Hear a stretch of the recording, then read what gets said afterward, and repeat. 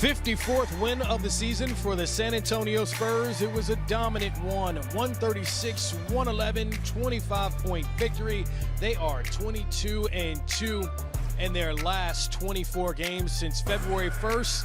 And that same trio that had 20 or more against Indiana did it again against the Miami Heat. Victor Wembanyama, Dylan Harper, Keldon Johnson, of course, Steph Cass with 19 points and 6 helpers. This is Spurs Live. Chris Miles here with you from the Casillas Center. There were 6 players in double figures. As you saw, 3 players with 20 or more. And the Spurs get their 6th consecutive win. And now just one more victory, and they lock up a top 4 spot out west. Jacob, Sean, it was a dominant performance after that 10-0 run they went on in the second quarter, and they never looked back. Yeah, the defense definitely got ratcheted up in that second half, led by the man, Victor Wembanyama, who had 5 blocks tonight. And when he has 5 or more blocks, Sean, the Spurs are 14-1, pretty much unbeatable. Yeah, probably could have had more blocks, but had a lot of deterrals at the rim. I mean, a lot of guys got in there and decided otherwise. They didn't want to take a shot. Here's Norm Powell trying to beat him using the rim to protect his shot. Victor, that's after breaking up a drive on one end, comes back, gets and he's out there having a lot of fun, just throwing it up there to himself. I mean, he's his own pressure release. Normally you talk about a pressure release with point guards. You know, they get in trouble. You throw it up to your big guy. Victor throws it up to himself lots of times, off the glass. Maybe he's a little off balance, that one there. He throws it up there and he goes back and he gets his own rebound. He's just something that is otherworldly right now. And what he's doing, like I said, on both ends of the floor, no other player in this league is doing that. Not even close. No, absolutely. And I point to the rebounding advantage. Tonight it was, what was it, 37 for Miami, 62. I mean, that's big. In the playoffs, when things slow down, you need to rebound. Yeah, you have to get every board. You have to give yourself second opportunities as well. You got to have great defensive stands and then clean up the mess. And our guys did that splendidly tonight in that second half. In the third quarter, there were so many times that Miami Heat, it was one-and-done basketball. They'd shoot a shot, get in the lane, maybe Victor would deter them, throw something off the glass, and that was it. There were no second or third opportunities, no offensive rebounds. So our guys were locked in, and it's great to see because you always worry when you come to this city. There's the New York flu, there's the Miami flu, there's the LA flu, and we all know what that's about. If you've been around the league, that's going out, staying out too long, having too much fun in the city, and then you're not ready to play. And that happens to so many teams. Not to our guys tonight. They were locked in. No, they were locked in for sure, setting the tone for this 3-game road trip, which when you looked at it at the start, you know, a play-in team, a team that is frankly really struggling, trying to lose games. They want a good draft pick in the Memphis Grizzlies, and then Milwaukee, which has kind of been up and down with Giannis in and out of the lineup. So you start the road trip off right. Yeah, so you owe Memphis one because you lost a heartbreaker in Memphis earlier this year, a game that our guys should have won and, you know, ultimately could come back to bite them in the standings if you don't catch Oklahoma City. They were without Ja Morant that game and somehow found a way to win that one, and so our guys owe them. And then you talk about Miami and that whole situation with Giannis. It's just been kind of a mess all year long. I don't think Giannis really has anything to do with that. I think it's the media creating stories. Does he want to stay? Does he want to go? And now he wants to continue to play even though he's coming back from injury, and then you hear that the management doesn't want him to play. And so a little discombobulated over there. So that will be interesting as well. 6 more wins, and this team has 60.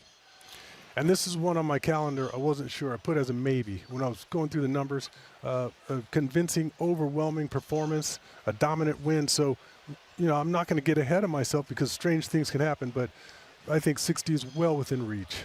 Next year, how about you get one of these suits and we wear it together? Probably not. Probably not. Well, somebody told me that was real men wear salmon. Okay. All right. I don't even know what to say to that. Sounds like for the Spurs, winners of 21 of their last 23, only behind OKC in the West, a team they have beaten 4 of the last 5 times they have played them. Wemby and the Spurs playing Miami tonight. Every game important for the Heat. 11 games to go, currently sitting 9th in the East, 1 game away, though, from avoiding the play-in tournament altogether. Miami's captain, Bam Adebayo, chatted with Jordan Cornette earlier today. Bam, you guys are in the midst of a 4-game losing streak, but the remedy, you bring in a healthy rotation, you get some guys back tonight. How does that enhance, hopefully, the performance this evening? I mean, it's always good to get healthy bodies back. You know, you get guys, you know, that had a couple rest days, so they're full of energy, and we need that tonight. A historic March for you individually, my friend. 83-point milestone, the rare air. It's been widely documented. Then, most recently in the Houston loss, you go for 32 and 21. What's enabled you to take your game to another level? Just being consistent in my work. And then, obviously, we're trying to get out of this play-in, so, you know, trying to do everything you can to get us out of that part. Must-see TV tonight. It's the Heat versus the Spurs, and with that comes Bam versus Wemby. I know you welcome the tough assignment. He poses quite a challenge. What type of challenge does he present? I mean, he's 7'6" to start, but obviously he can score in many different ways, and my job is to make it difficult. It's that simple. Bam, we appreciate the time. Best of luck tonight. Yes, sir. Well, makes him tough. He's tall and skilled. Brian Scalabrine, Evan Turner, Ahmed Fareed. He has made Bam Adebayo 5 all-defensive NBA teams in his career. Yep. Eric Spoelstra recently said that if they keep playing defense the way they've been playing, it's a 2-man race for Defensive Player of the Year. Wemby and the guy that you just saw talk. All right, we need a best friend, a girlfriend, a homie, a lawyer, a finance advisor, an assistant. That supports us like Eric Spoelstra supports Bam Adebayo. Can someone love me like that? Yeah. I'm gonna call my mom and be like, you know what? You've been slacking. Okay, all right, I get that. Dangerous, though. Dangerous team, though. You get them, you face them in the play-on or a playoff series, they could be very dangerous because the Heat. Did you watch him play Cleveland last year? Did you watch him get beat by 60? They're not a dangerous team. But have you seen Norman Powell play this year? First-year All-Star, E.T.? 1,000% first-year All-Star three-point competition participant. Got him off the bench. And now he's newly off the bench. So one thing that's occurring when you need to work your way out the mud, you need veteran leadership. And I think with the second unit, Norman Powell needs to be who he always been.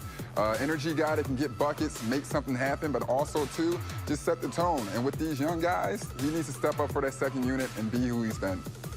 You see him get into the post.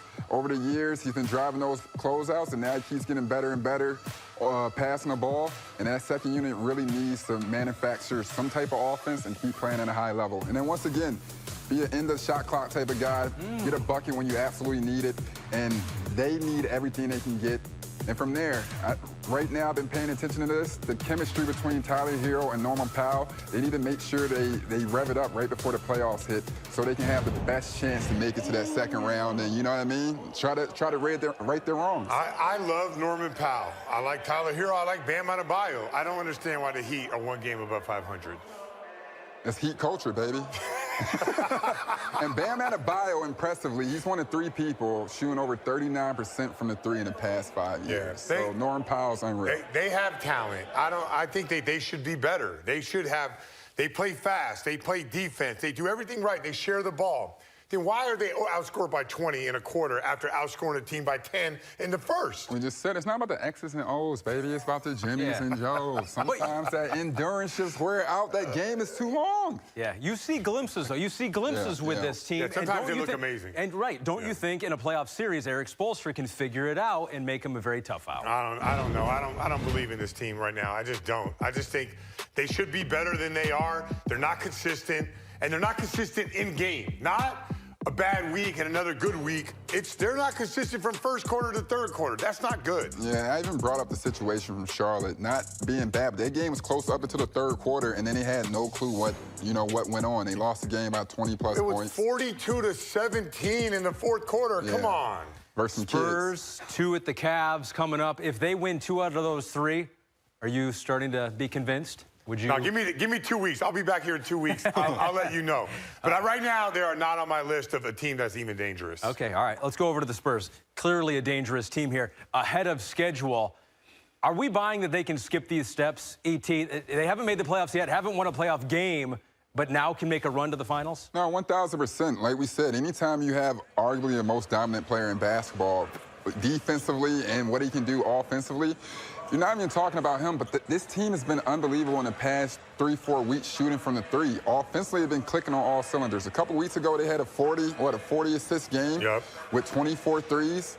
Prior to that, they have some of the best shooters, and I think when it slows down to a half-court game, like Austin Rivers said, you have to deal with a 7'5" phenom and guys that are moving the ball at a high level and a good coach, and they're playing defense and offense, 48 minutes worth. They have Wemby, all right. So they have De'Aaron Fox, who was a big-time clutch player of the year, led a team in Sacramento. Stephon Castle is a dog. He's a flat dog. Harper's good. Yep. They got other guys coming off the bench. Champagnie can knock down threes. They have the makings of a team that can make a deep run. I don't care if they've never done it before. You don't care? They have the making.